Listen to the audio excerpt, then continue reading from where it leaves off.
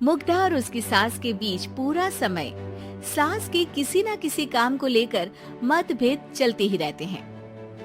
बहू, ओ बहू, जरा चाय बना दे।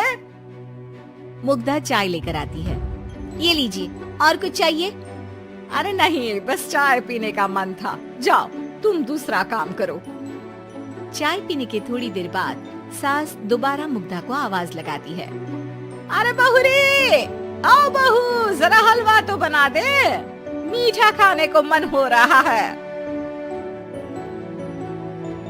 इसी तरह मुग्धा की सास पूरा समय कोई ना कोई काम बताकर उसे रसोई से बाहर तक निकलने नहीं देती।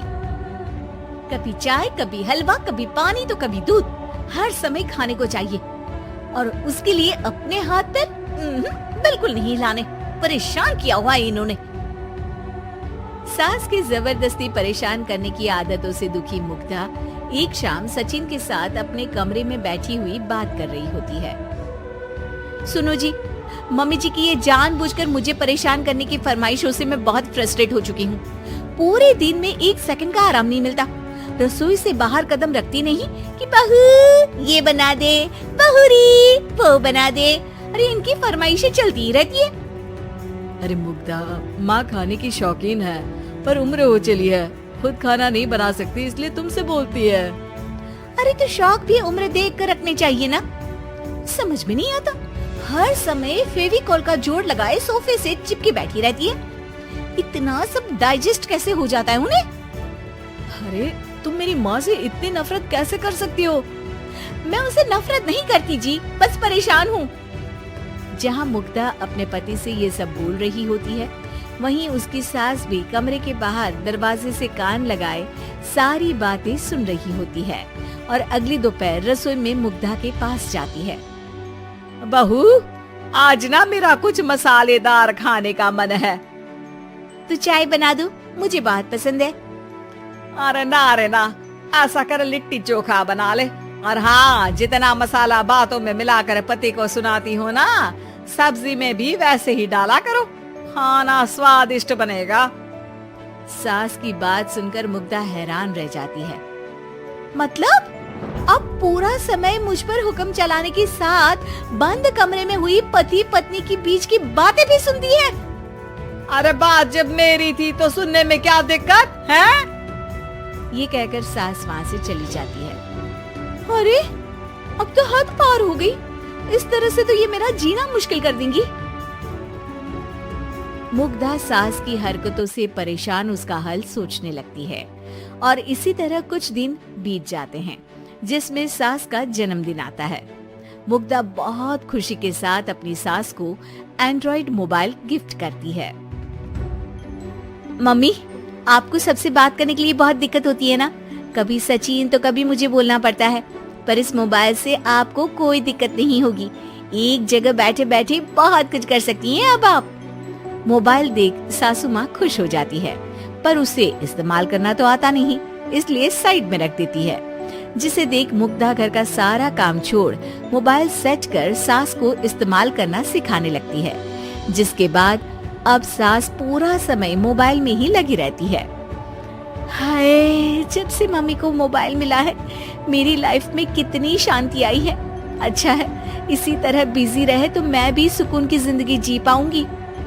अब मुग्धा जब मन करे काम करना, जैसा चाहे वैसा खाना बनाकर खाना, पूरा समय रिलैक्स और खुश रहने लगती है। क्या बात है, आजकल तुम बहुत चहक रही हो। अरे मम्मी जी से छुटकारा जो मिला है, अब ना फरमाइशें ना छुप छुप कर बातें सुनना। अच्छा, तो मोबाइल गिफ्ट करने की ये स्कीम थी। इसी तरह दिन बीतते हैं और अब मोबाइल पर लगी सास फरमाइशों की जगह सवालों के लिए बहू को आवाजें लगाना शुरू कर देती है। अरे बहू सुन तो, देख जरा किसी का फोन क्यों नहीं मिल रहा? रिचार्ज खत्म हो गया है, पर अभी 4 दिन पहले ही तो मैंने किया था, इतनी जल्दी कैसे खत्म हो गया? अरे मैंने कल तेरी कनाडा वाली मौसी सास से 3 घंटे बात की थी ना। क्या? इतना महंगा तो मोबाइल भी नहीं आया जितना महंगा इसका रिचार्ज पड़ रहा है। इसके बाद तो जैसे मुग्धा के दिन के 24 घंटे में से 20 घंटे सास के पास उनके मोबाइल रिलेटेड प्रॉब्लम सॉल्व करने की ड्यूटी ही बन जाती है। अरे मुग्धा, ये मोबाइल में अचानक तेरी मौसी सास की शक्ल क्यों दिखने लगी? और ये तो हिल भी रही है। मम्मी, ये गूगल डुओ का वीडियो कॉल है। इसमें आप बात करने के साथ एक दूसरे की शक्ल भी देख सकती हो। अच्छा, ये तूने मुझे पहले क्यों नहीं बताया? अब बताने के लिए पहले नहीं बताया। इसी बीच सचिन भी वहाँ आ जाता है और सास अपनी वीडियो कॉल में बिजी हो जाती है। क्यों, सास बहू में क्या गपशप चल रही है? इसे गपशप नहीं, दिमाग का दही होना बोलते हैं। पर तुम तो मम्मी को मोबाइल देकर बहुत खुश थी, फिर क्या हुआ? हाँ, उसका सुकून भी कुछ ही दिन मिला। अब घर के टंटे खत्म हुए तो मोबाइल की टिंग टिंग शुरू हो गई।